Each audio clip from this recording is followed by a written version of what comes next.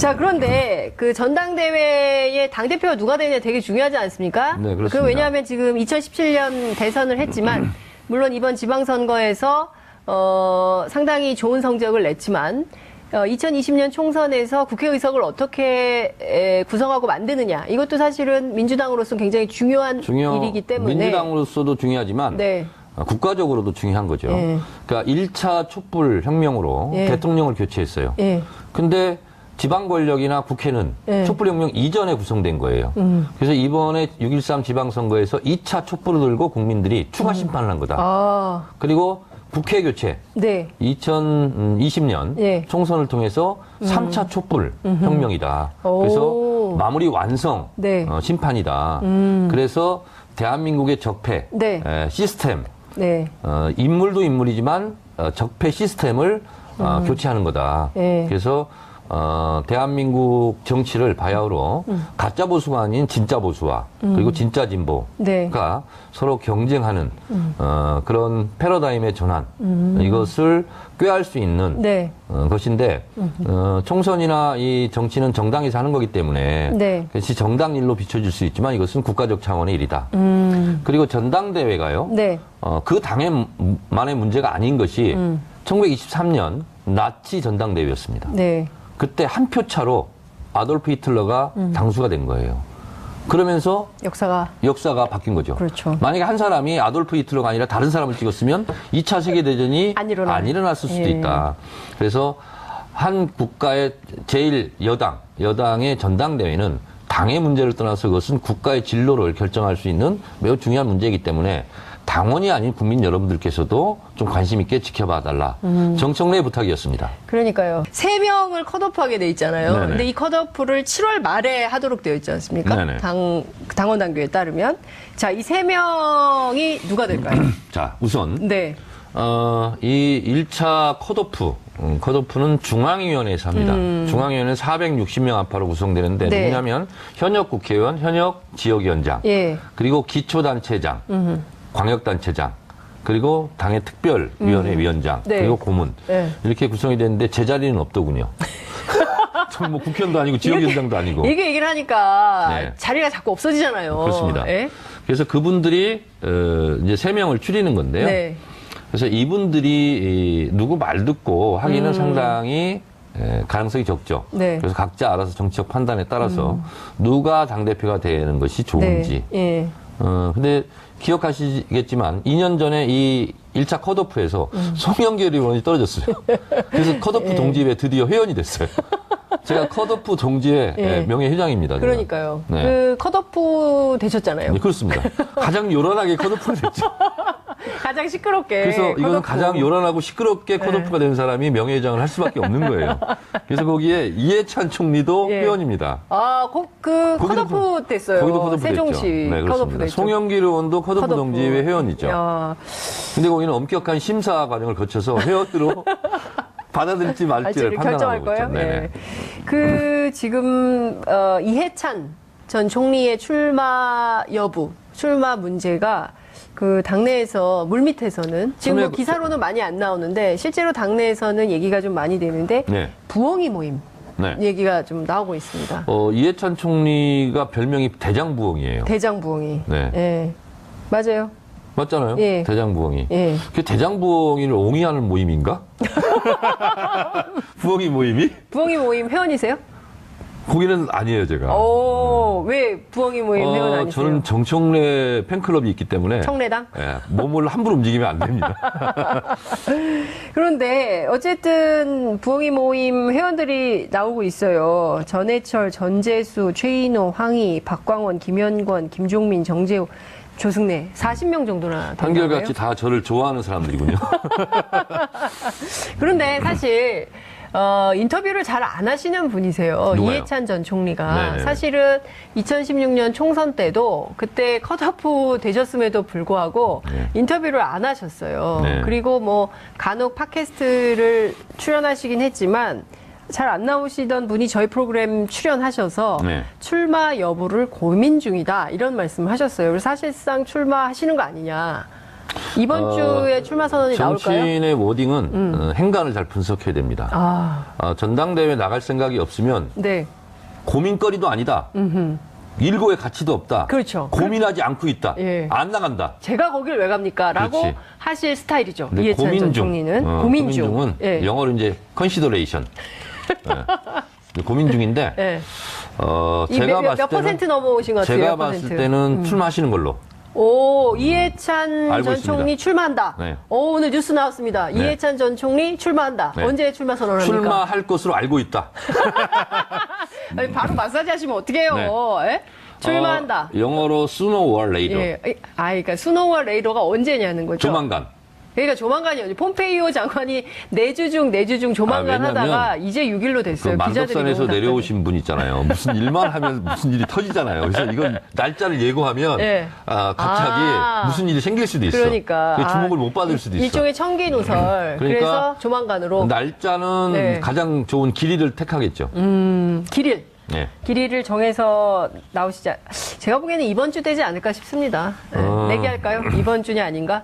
이번 주 정도는 얘기를 하셔야 이게 그 후순위 일정이 풀릴 수 있지 않을까 싶은 생각이 좀 드는데요. 그거는 네. 제가 관여할 문제가 아니고 본인이 선택할 문제죠. 제가 관여를 해보겠습니다. 날짜니까. 네. 예, 저도 취재한 게 있기 때문에 출마한다. 예, 출마한다. 라고 알고 있다. 라고 알고 있다까지로 정리하는 걸로. 주제를 바꿔가지고요. 탁현민 행정관 사의 논란. 네. 이 바른미래당에서는 비판도 많이 나와요. 뭐 선임 행정관의 거취 문제에 대해서 청와대가 뭐 심파를 찍는 거냐. 왜 임종석 비서실장이 나서서 뭐 첫눈이 내리면 보내주겠다 이런 얘기를 하느냐라고 비판을 탁현민 행정관의 문제에 대해서 뭐 야당도 그렇고 보수 언론들도 뭐 일개 탁현민 행정관 문제를 네. 왜 이렇게 언론이 관심을 갖냐 하면서 자기들이 관심 표명을 막 하고 자기들이 기사를 쓰고 종편에서 하루 종일 틀어대고 그래요. 저 웃겨 죽겠어요. 그거 보면. 1700 몇 건이 트윗이 올라왔더라고요. 네네. 그 얘기 나오는 순간. 그렇습니다. 그는 셀럽이에요. 본인들이 보도를 하고 네. 왜 이렇게 관심을 갖냐. 통화하셨다면서요. 탁현민 행정관하고. 기사가 나왔길래 전화를 했어요. 그래서 어떻게 된 거냐 그랬더니 있는 그대로예요. 네. 그래서 저기 동그란 걸로 이렇게 해놓으니까 무슨 네. 그 옛날에 북한 관련 기사 있을 때 동그라미에서 왔다 갔다 하는 거 비슷한. 그렇습니까? 아니 지나갔습니다. 예. 그래서 그랬더니 지쳤고 네. 이미 여러 번 사의 표명을 했었고 네.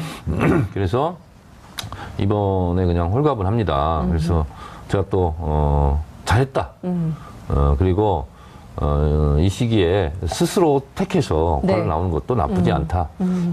밀려서 나오는 것도 아니고. 네. 사실 예전에 많이 힘들었을 때, 제가 여러 번 통화를 하고, 네. 잘 견뎌라, 이렇게 얘기도 해주고, 네. 그랬어요. 아니, 뭐, 몇몇 언론이 그렇게, 과도하게 비판하고 하는데, 나는 4년 동안 보수 언론으로부터 당했다. 나를 보면서 용기를 거울 내라. 삼아서 용기 내라. 예. 시간이 없어서 이거 하나 마지막으로 여쭤볼게요. 시간은 앞에 다 썼잖아요. 김현철 예. 통일연구원장. 지금 무소속으로 이용호, 송금주, 강길부 새 네. 의원이 민주당 입당 방안이 보도가 되고 있습니다. 의원님, 난 반대세 하셨어요? 네, 반대죠. 왜 반대세요?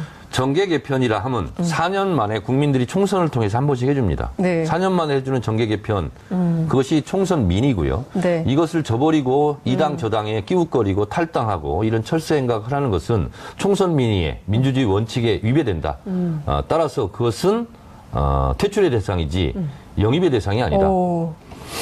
퇴출의 대상이지 영입의 대상이 아니다. 추미애 네. 대표 말을 아무런 얘기를 안 하고 있거든요. 민주당 지도부. 뭐 제 생각하고 똑같으니까 제가 대신 그럼 해줬으니까 안 받는 겁니까? 가만히 당원들이 가만히 있지 않을 거예요. 세 분의 그렇게 입당 거부.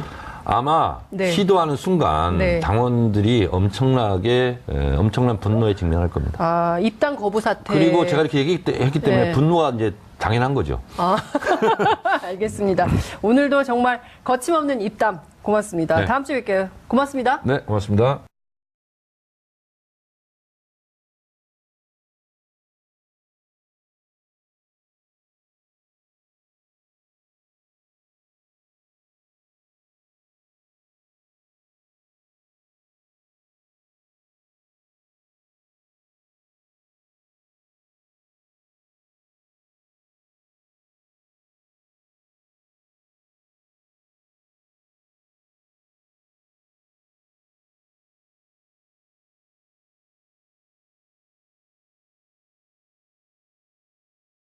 한국의 적폐 네. 시스템, 네. 인물도 인물이지만 적폐 시스템을 교체하는 거다. 네. 그래서 대한민국 정치를 바야흐로 가짜 보수가 아닌 진짜 보수와 그리고 진짜 진보가 네. 서로 경쟁하는 그런 패러다임의 전환 이것을 꾀할 수 있는 네. 것인데 총선이나 이 정치는 정당에서 하는 거기 때문에 네. 그것이 정당 일로 비춰질 수 있지만 이것은 국가적 차원의 일이다. 그리고 전당대회가요. 네. 그 당에만의 문제가 아닌 것이 1923년 나치 전당대회였습니다. 네. 그때 한 표 차로 아돌프 히틀러가 당수가 된 거예요. 그러면서 역사가 바뀐 거죠. 그렇죠. 만약에 한 사람이 아돌프 히틀러가 아니라 다른 사람을 찍었으면 2차 세계대전이 안 일어났을 수도 있다. 그래서 한 국가의 제일 여당의 전당대회는 당의 문제를 떠나서 그것은 국가의 진로를 결정할 수 있는 매우 중요한 문제이기 때문에 당원이 아닌 국민 여러분들께서도 좀 관심 있게 지켜봐 달라. 정청래의 부탁이었습니다. 그러니까 3명을 컷오프하게 돼 있잖아요. 네네. 근데 이 컷오프를 7월 말에 하도록 되어 있지 않습니까? 네네. 당원 당규에 따르면. 자, 이 3명이 누가 될까요? 자, 우선 네. 이 1차 컷오프는 중앙위원회에서 합니다. 중앙위원회는 460명 안팎으로 구성되는데 네. 누구냐면 현역 국회의원, 현역 지역위원장, 예. 그리고 기초단체장, 광역단체장, 그리고 당의 특별위원회 위원장, 네. 그리고 고문 네. 이렇게 구성이 되는데 제 자리는 없더군요. 저 뭐 국회의원도 아니고 지역위원장도 아니고 이게 얘기를 하니까 네. 완벽한 심사 과정을 거쳐서 회원으로 받아들일지 말지를 결정할 판단하고 거예요. 있죠. 네네. 네. 그 지금 이해찬 전 총리의 출마 문제가 그 당내에서 물밑에서는 지금 뭐 기사로는 많이 안 나오는데 실제로 당내에서는 얘기가 좀 많이 되는데 네. 부엉이 모임 네. 얘기가 좀 나오고 있습니다. 이해찬 총리가 별명이 대장부엉이에요. 대장부엉이. 네. 예. 맞아요. 맞잖아요. 예. 대장부엉이. 예. 그 대장부엉이를 옹이하는 모임인가?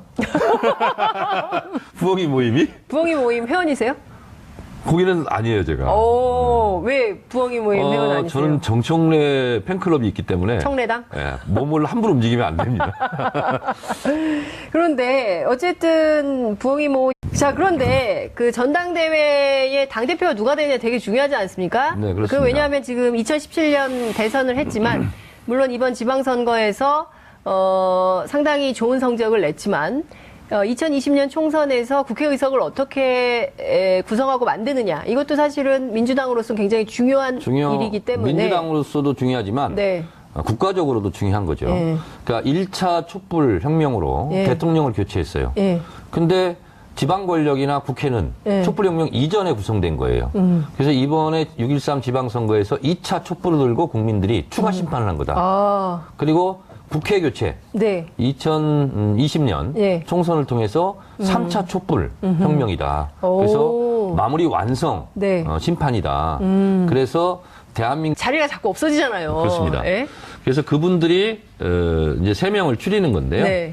그래서 이분들이 누구 말 듣고 하기는 상당히 가능성이 적죠. 네. 그래서 각자 알아서 정치적 판단에 따라서 누가 당대표가 되는 것이 좋은지. 네. 예. 근데 기억하시겠지만 2년 전에 이 1차 컷오프에서 송영길 의원이 떨어졌어요. 그래서 컷오프 동지회 드디어 회원이 됐어요. 제가 컷오프 동지회 명예회장입니다. 제가. 그러니까요. 네. 그 컷오프 되셨잖아요. 네, 그렇습니다. 가장 요란하게 컷오프가 됐죠.